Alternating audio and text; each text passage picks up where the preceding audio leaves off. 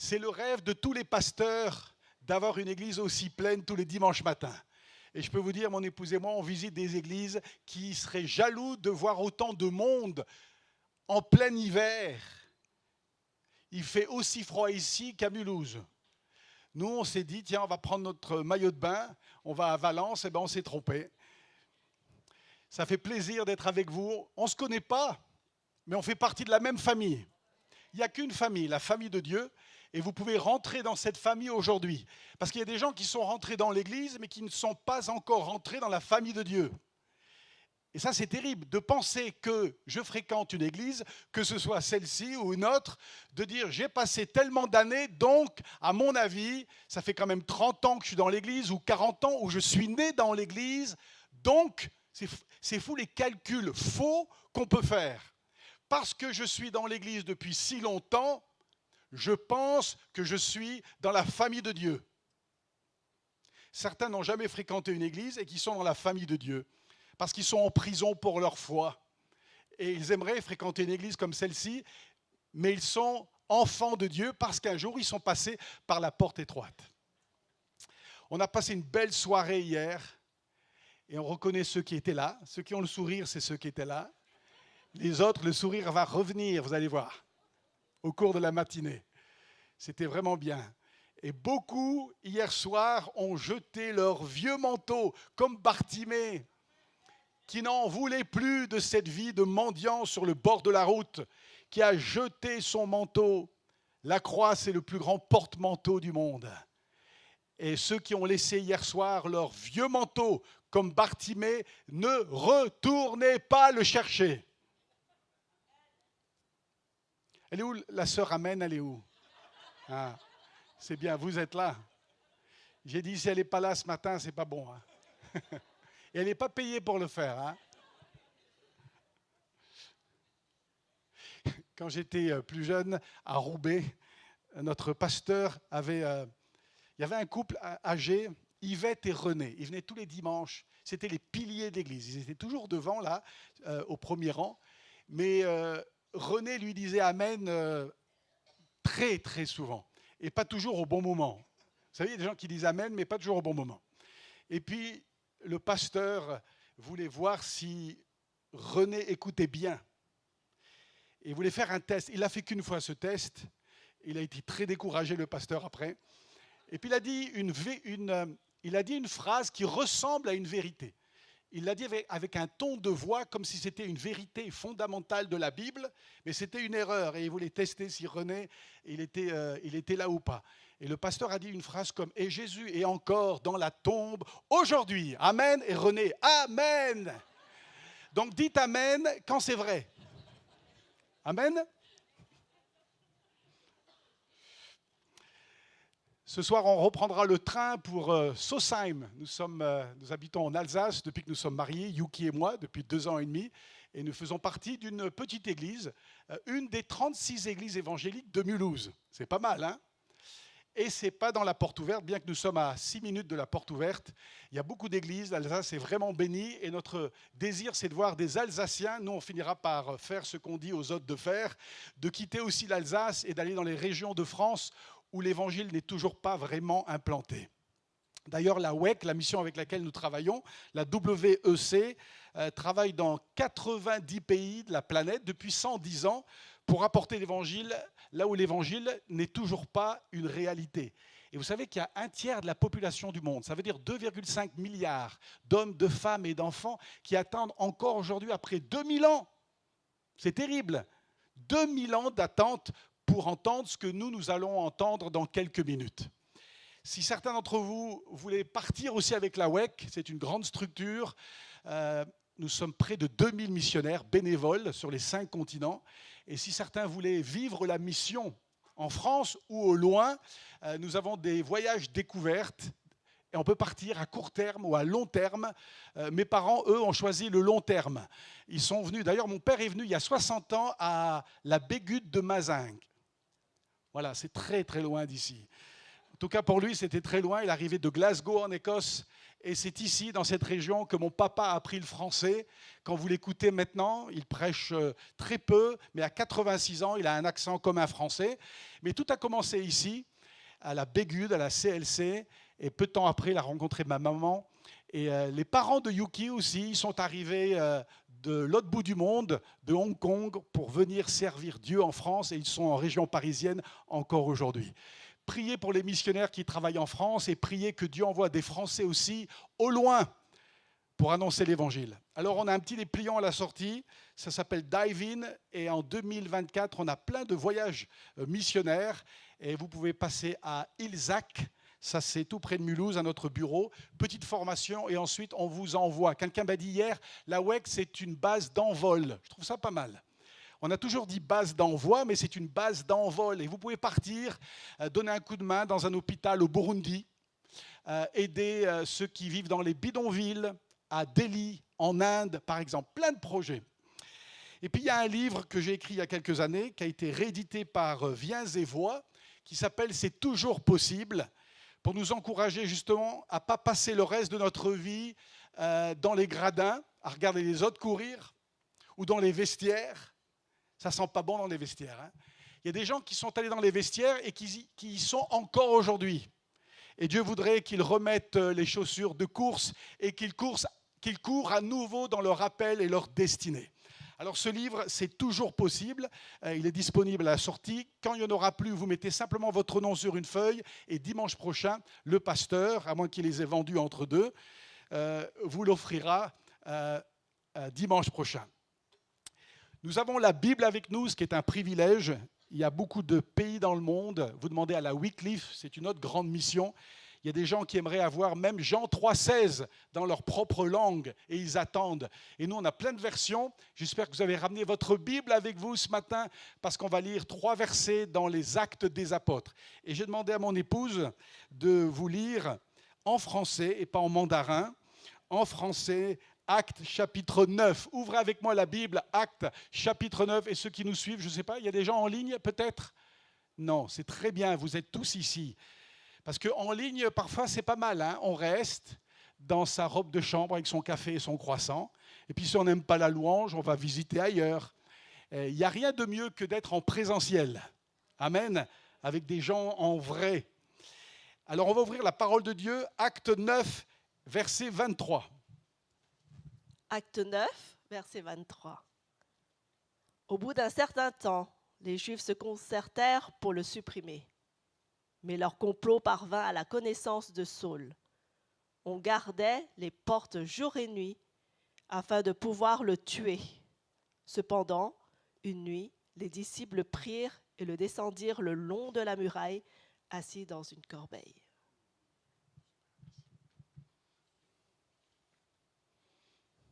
Je n'avais pas remarqué ton châle écossais, c'est bien ça.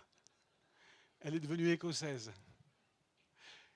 Quand on s'est marié il y a un peu plus de 2 ans dans une petite mairie juste en face de Disneyland, à Manille-le-Hongre, je suis arrivé avec un kilt au son de la cornemuse et de Amazing Grace, écrit par un Écossais, John Newton.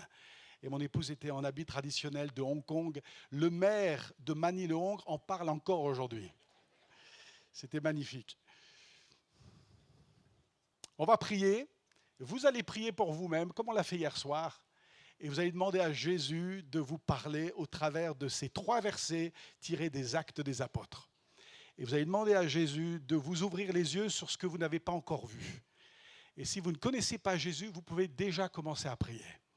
Parce que dans une trentaine de minutes, à la fin de ce message, je vais inviter tous ceux, toutes celles qui n'ont pas encore changé de camp. Il y a beaucoup d'entre-deux, des gens qui hésitent, des gens qui ne savent pas trop, qui viennent à l'église, c'est sympa, mais qui n'ont pas tout donné. Quand on s'est marié, dans la petite mairie de Manille-le-Hongre, monsieur le maire m'a posé une question. Monsieur Timothée Patton, prenez-vous mademoiselle Yukita comme votre épouse? On n'était pas nombreux, c'était en plein Covid, on était une dizaine avec des masques colorés, parce que c'est quand même une fête. Et tout le monde a attendu. Personne ne pouvait dire oui à ma place. Mon père, qui était tellement ému, heureux qu'enfin son fils de 48 ans a franchi le pas. Même mon père, il ne pouvait pas dire à monsieur le maire, je ne sais pas s'il va le dire, mon fils, alors je vais le dire à sa place. Même Dieu ne peut pas prendre la décision à votre place. La décision que vous allez prendre tout à l'heure. Vous êtes la seule personne au monde à choisir. Et quand vous dites oui, vous le dites de tout votre cœur. J'avais des amis à Clermont-Ferrand, à l'Assemblée de Clermont-Ferrand.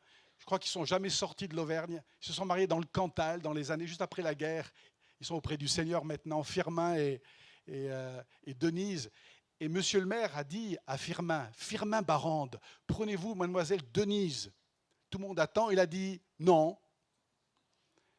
Alors ceux qui dormaient se sont réveillés. Et monsieur le maire a dit, je vous repose la question, parce qu'il y a une règle en France, je crois qu'après 3 fois, c'est fini. Et il dit, monsieur Firmin Barande, je vous pose de nouveau la question, prenez-vous mademoiselle Denise comme votre épouse? Il a dit, oui. Dites oui à Jésus tout à l'heure. Et certains ont dit non depuis des années. Même on vient à l'église et on dit non au fond de son cœur. Dites oui à Jésus aujourd'hui. Mariez-vous à Jésus aujourd'hui. Amen. Alors vous priez à votre place 1 minute et vous dites, Seigneur, parle à mon cœur ce matin au travers de la parole, de la prédication de l'Évangile.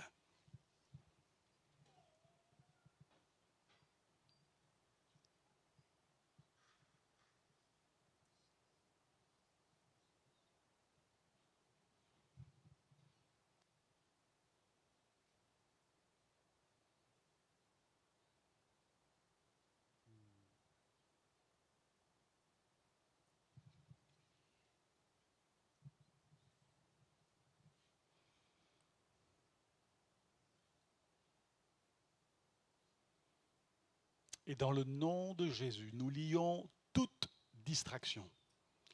Dans le nom de Jésus, je viens lier toute opposition à ce message qui va être le message déterminant pour beaucoup ce matin. De dire oui, un grand oui à Jésus pour la vie. Dans le nom de Jésus. Amen. Amen. Hier soir, nous sommes allés à Jéricho et on a fait la rencontre de Bartimée. Aujourd'hui, j'aimerais vous inviter à Damas, en Syrie. Damas, comme beaucoup de villes à l'époque, est une ville avec de hautes murailles, une ville fortifiée. D'ailleurs, en France, pendant longtemps, la plupart des villes étaient fortifiées. En fait, les habitants, ils étaient prisonniers d'une ville. Si vous allez par exemple à Saint-Malo, ou Carcassonne, des villes fortifiées avec une grande porte.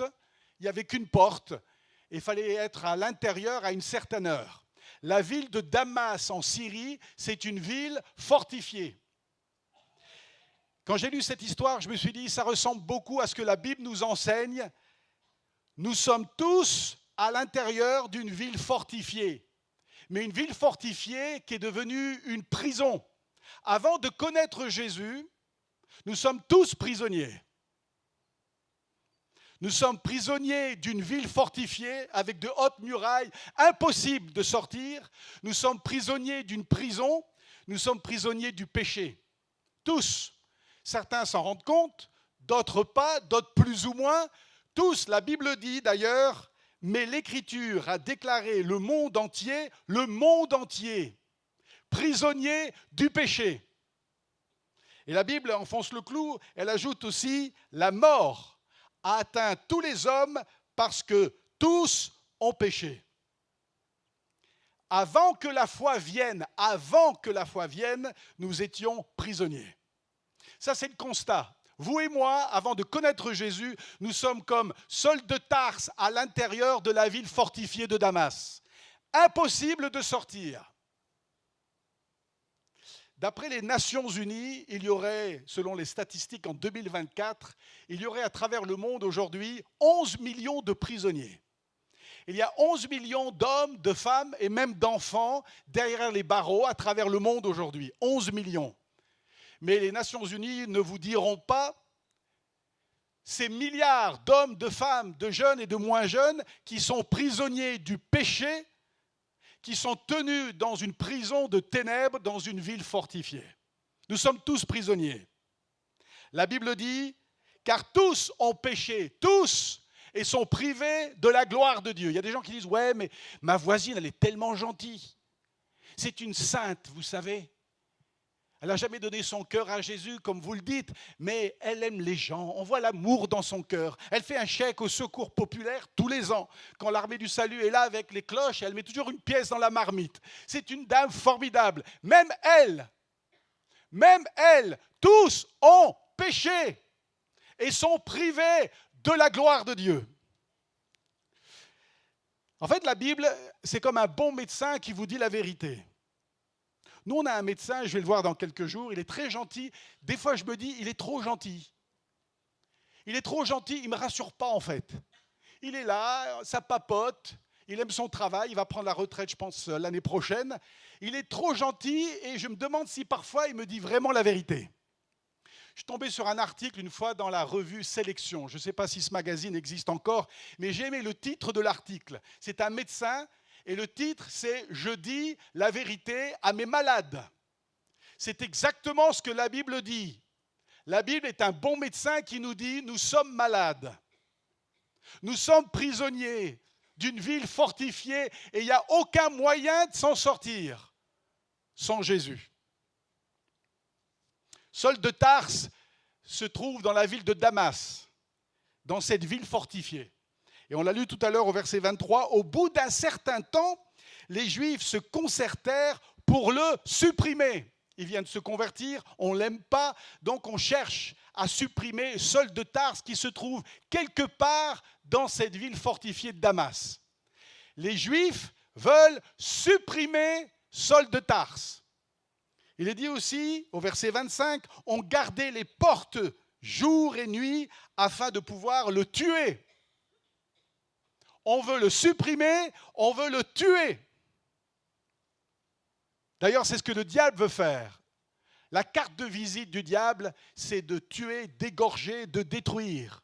Il veut vous détruire. Le diable n'a qu'un objectif, qu'un but, c'est vous garder prisonnier du péché, de vous supprimer et de vous tuer. Jésus a dit, le voleur ne vient que pour dérober, en parlant du diable, égorger et détruire.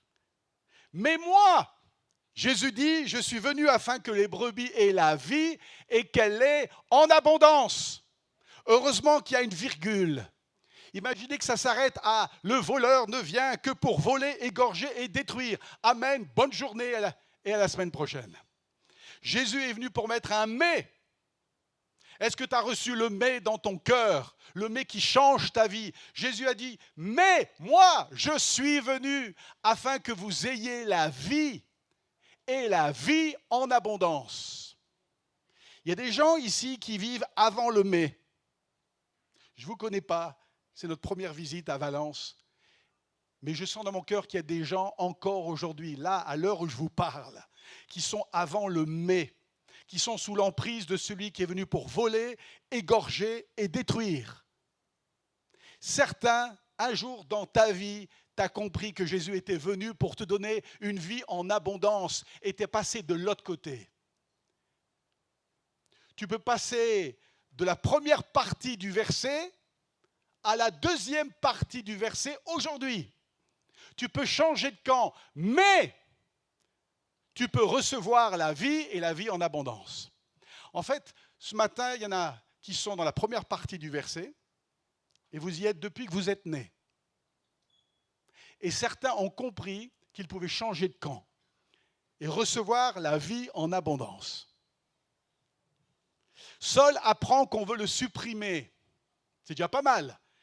Il apprend qu'il y a un complot, il y a des Juifs, là, dans la ville de Damas, qui veulent le supprimer. Verset 24, « Mais le complot des Juifs parvint à la connaissance de Saul. » Il a appris qu'on veut le supprimer. C'est fou le nombre de gens aujourd'hui qui ne se rendent pas compte, un, qu'ils sont prisonniers d'une prison spirituelle, et deux, que le diable veut les supprimer. Vous vous promenez dans les rues de Valence, et vous dites aux gens, est-ce que vous êtes conscient, vous êtes prisonnier? Est-ce que vous êtes conscient, vous êtes tenu captif par l'ennemi? La plupart des gens ne le savent pas. Ils sont dans une prison sans savoir qu'ils sont prisonniers. C'est quand on est passé de l'autre côté du mais qu'on se dit « Waouh, toute une vie, j'étais même pas consciente. J'étais pas conscient que j'avais passé 37 ans de ma vie tenu captif par le diable. » C'est parfois après qu'on se rend compte qu'on a perdu des années.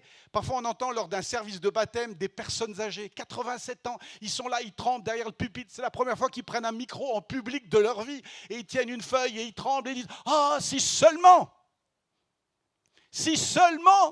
j'avais entendu parler de Jésus avant. Pourquoi toute une vie? » C'est comme s'ils avaient gâché leur vie. C'est vrai qu'ils ont gâché leur vie, mais ils ont la vie éternelle.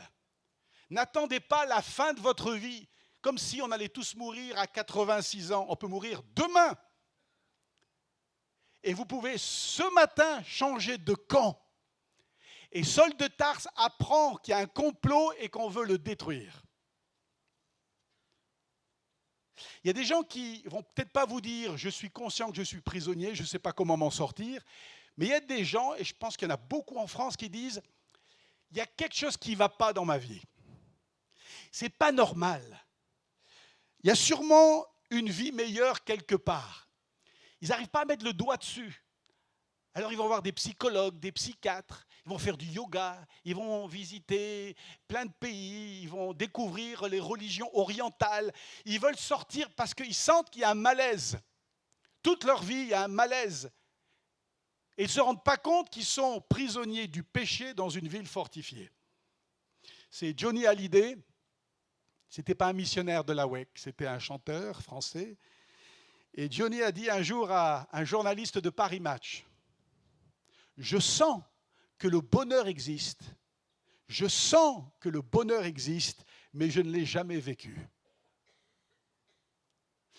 Il y en a beaucoup qui pensent comme lui. Je sens que le bonheur est quelque part. Je sens que je suis comme prisonnier, mais je ne sais pas où se trouve le bonheur. Je ne sais pas qu'il existe. Vous savez, quand les gens se rendent compte, parce qu'il y en a certains qui se rendent compte qu'ils sont prisonniers, qu'il y a un malaise dans leur vie, que ça ne va pas, ils sentent qu'il y a une autre vie quelque part. Quand les gens sentent quand même qu'ils sont prisonniers, c'est fou, c'est étonnant ce qu'ils essayent de faire pour sortir de la ville fortifiée. C'est fascinant. Les gens sont innovants aujourd'hui pour sortir, pour faire des trous, pour sortir de cette prison et de trouver la liberté. C'est étonnant. Ça me fait penser à ce jeune, l'histoire se passe il y a des années dans l'État de Tennessee, aux États-Unis. Un jeune de 18 ans qui est enfermé dans une prison et il voit qu'il va y passer des années, donc il réfléchit à une façon de s'échapper, de s'évader de sa prison. Il arrive à creuser, à faire un trou dans le mur. Je pense qu'il a dû mettre un poster ou un rideau pour qu'on ne voit pas son travail. Et il a réussi à faire un trou de 25 cm de diamètre dans le mur de son cachot. Il a réussi à trouver de l'huile ou de la graisse. Et le jour J est arrivé, il a dit « c'est mon jour d'évasion ». Et il a recouvert son corps de graisse. Il a mis sa tête dans le trou, il a plié les épaules et il s'est glissé. Et à un moment, ça a coincé. Il s'est dit, 25 cm, ce n'était pas une bonne idée. Et il est bloqué à la hanche, il ne peut plus sortir. Alors il tourne, il essaye comme il peut, et il est resté là, bloqué entre la prison et la liberté. En fait, il était toujours prisonnier. Et les heures ont passé. Et à un moment, il s'est rendu compte qu'il ne pouvait plus sortir, il ne pourrait jamais sortir de sa cellule. Alors elle a crié à l'aide, et les gardes sont arrivés, et ils l'ont sorti de là. Et à mon avis, il a dû passer encore plus d'années en prison pour tentative d'évasion. Il y a des gens qui mettent la graisse, si vous me permettez l'expression, de la religion. Alors, ils sont pleins de religion. Ils ont même des médaillons partout autour du cou. Ils ont des petites saintes dans les poches. Ils sont très religieux. Ils ont l'huile de la religion, la graisse de la religion, même évangélique, en pensant qu'ils pourront sortir de leur trou. Et ils essayent et ils sont coincés. Pourtant, ils ont une carte de membre, mais ils sont coincés. Au risque de vous choquer, certains sont même baptisés et ils sont toujours bloqués à l'intérieur d'une prison. Il y a des gens qui mettent la graisse des bonnes œuvres, des bonnes actions. Ah, je fais du bien, je fais un chèque de temps en temps, j'aide les pauvres, je donne une pièce aux mendiants à la gare de Valence, je le connais. Ah, je fais du bien, le bon Dieu, il doit me voir.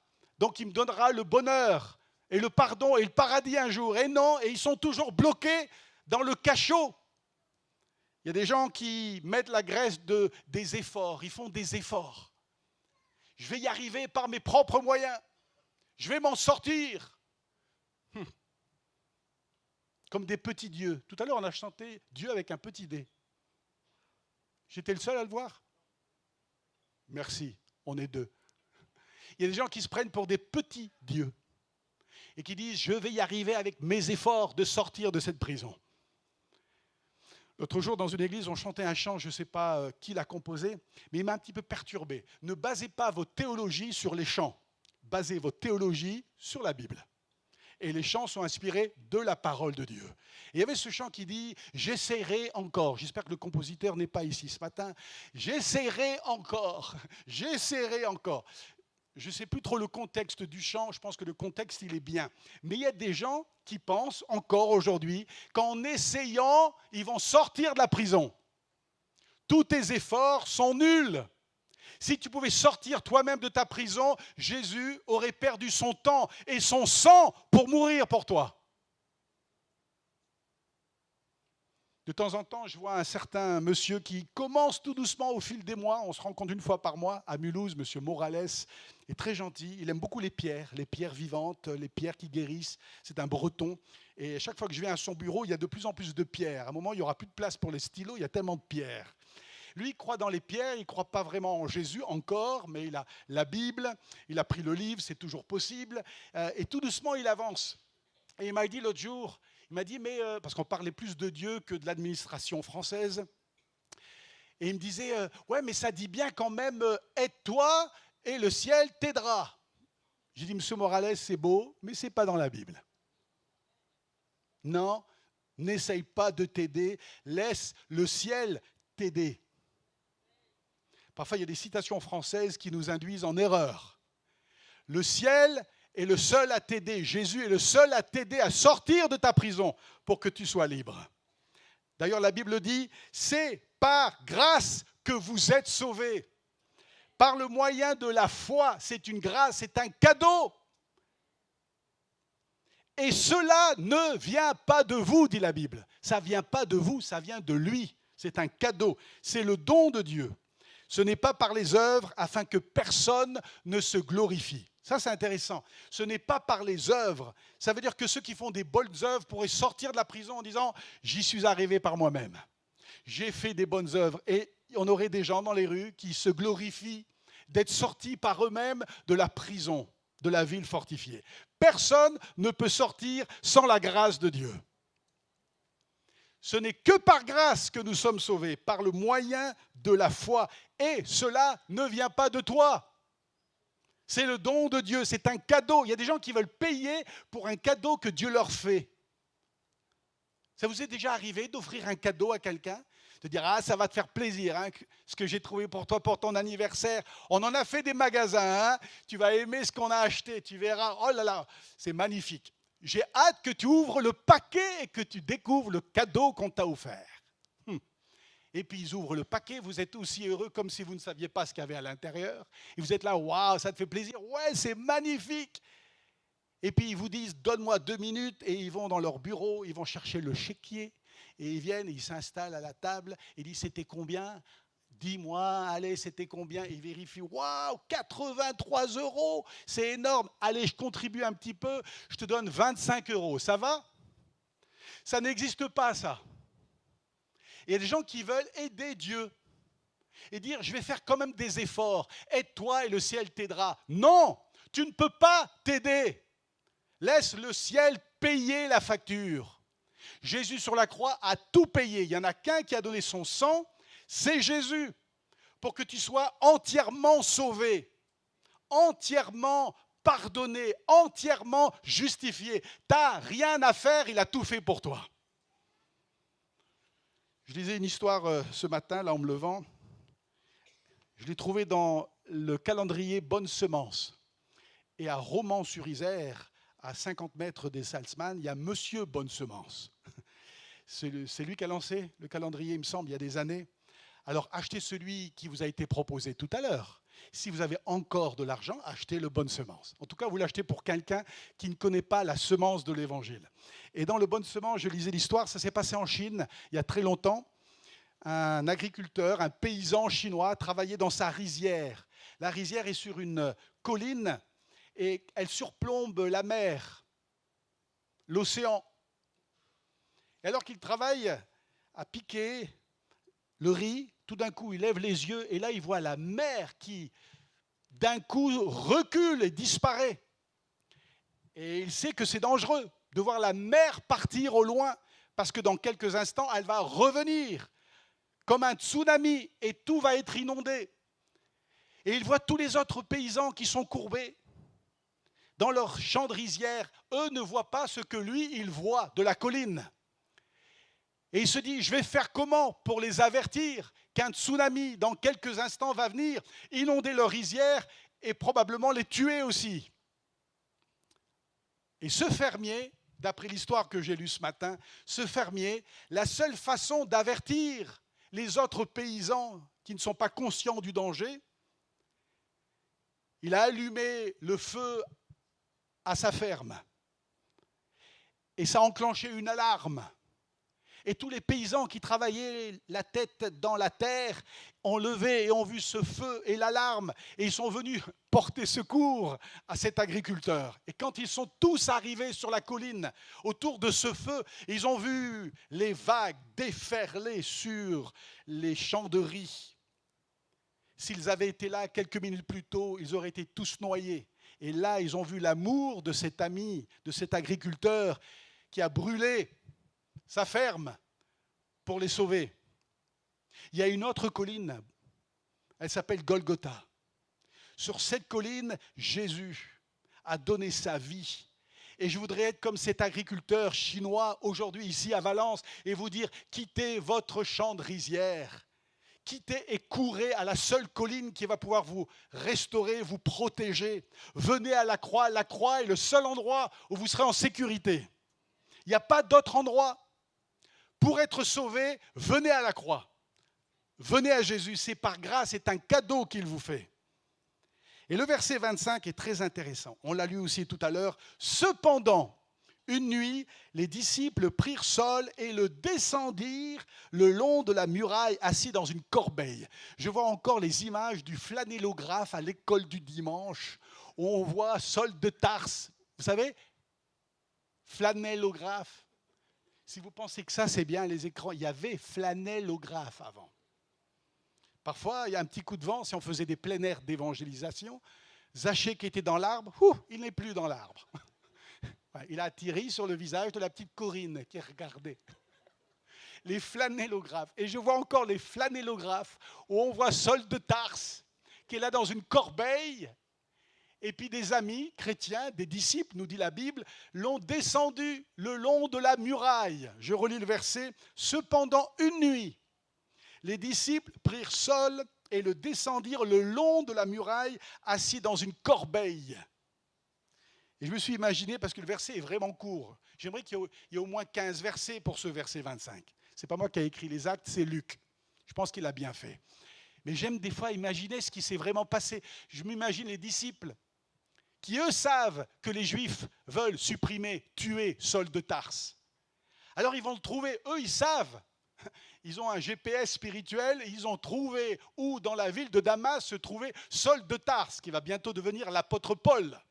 Et quand ils le trouvent, ils disent « Hey, Saul, on a appris que les Juifs, ils veulent te supprimer. » Et qu'il y en a qui se tiennent jour et nuit à la porte de la ville pour voir si tu passes.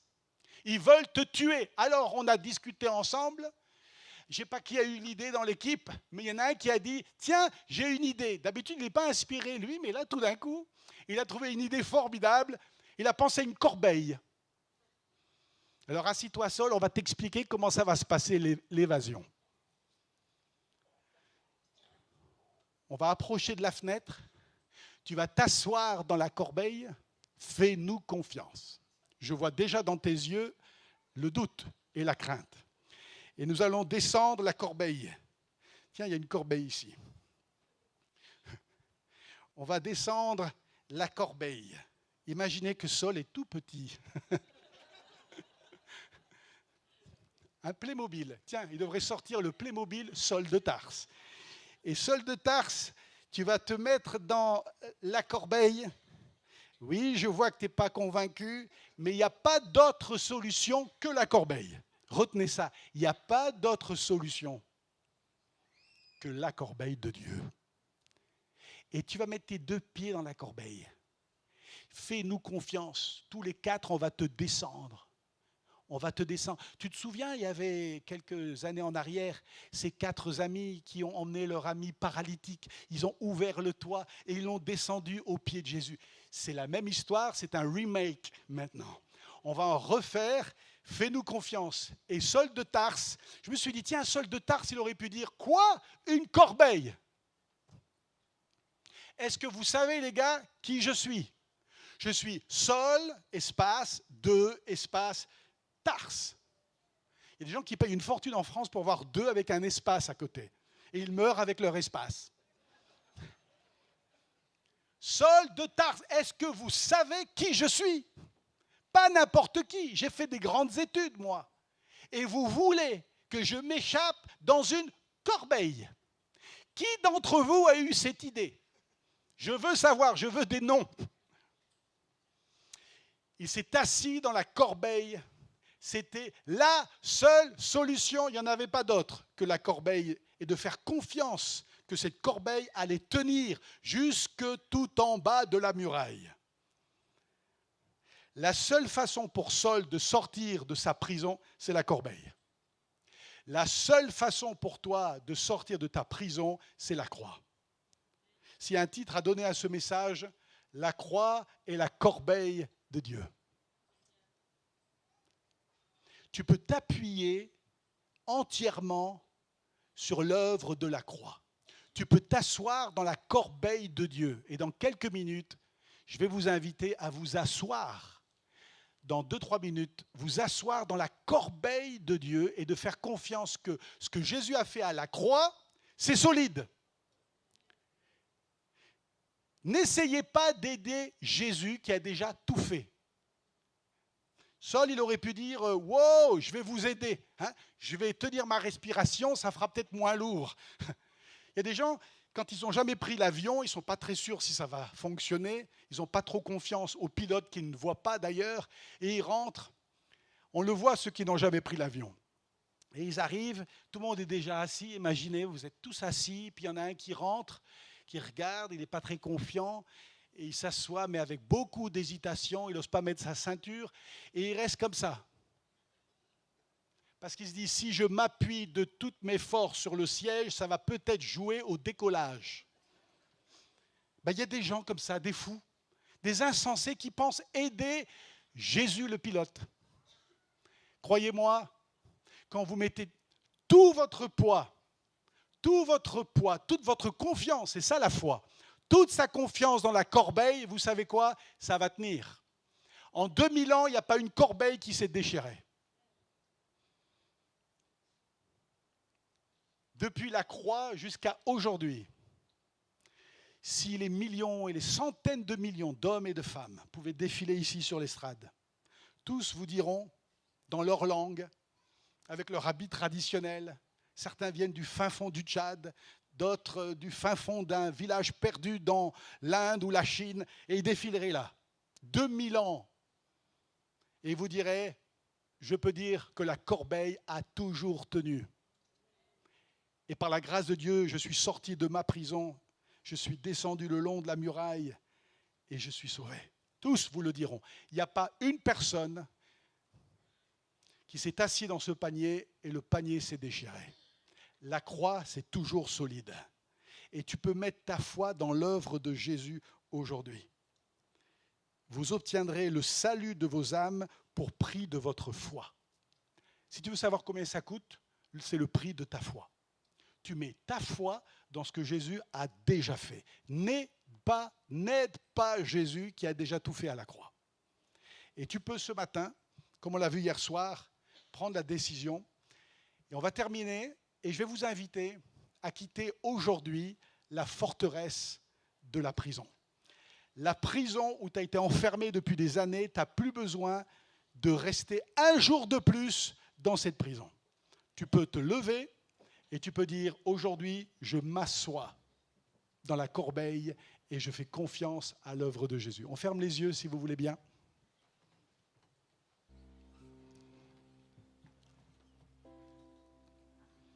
La croix est la corbeille de Dieu. Soit tu es encore dans la ville fortifiée, ou soit tu t'es assis dans la corbeille et tu as trouvé la liberté. Il n'y a pas d'autre solution que la corbeille. Arrête de faire des trous dans ta cellule. Arrête d'essayer de sortir par tes efforts. Tu peux être libre ce matin.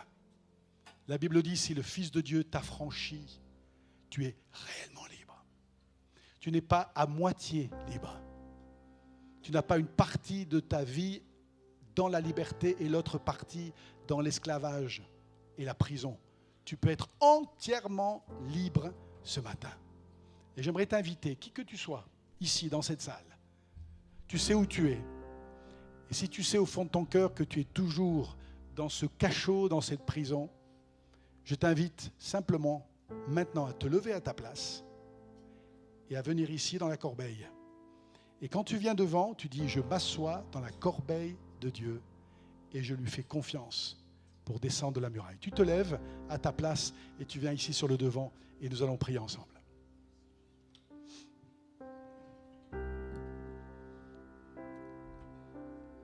Tu viens, qui que tu sois, tu dis, je décide ce matin, merci, est-ce qu'il y en a d'autres? Venez ici, devant, et vous dites, je vais m'asseoir dans la corbeille. On vous attend. Et pour ceux qui sont sortis de la prison, priez pour ceux qui sortent de la prison.